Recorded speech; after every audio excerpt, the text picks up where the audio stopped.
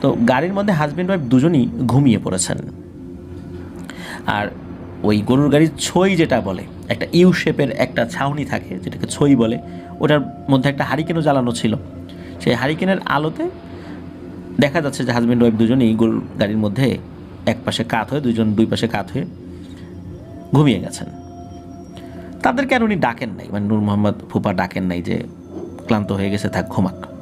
কিন্তু ওনার এতটা পথ আসতে হবে, একটু কথাবার্তা বলার দরকার ছিল, যেহেতু গরুর গাড়িতে অন্য কেউ ছিল না। তো উনি এসব ভাবছিলেন যে একটা কথা বলার মানুষ পেলে মনে হয় ভালোই হতো। হঠাৎ করে পেছন থেকে কেউ একজন ডাক দেয়, নূর মোহাম্মদ দাঁড়া দাঁড়া দাঁড়া। তো এই কণ্ঠটা একজন বৃদ্ধা মহিলার কণ্ঠস্বর। তো দাঁড়া দাঁড়া বলার সাথে সাথে নূর মোহাম্মদ ফুপা কিন্তু গাড়ি দাঁড় করান নাই, তার গরু দুটো দাঁড়িয়ে যায়। উনি কোনোভাবেই গরু দুটোকে সামনে নিয়ে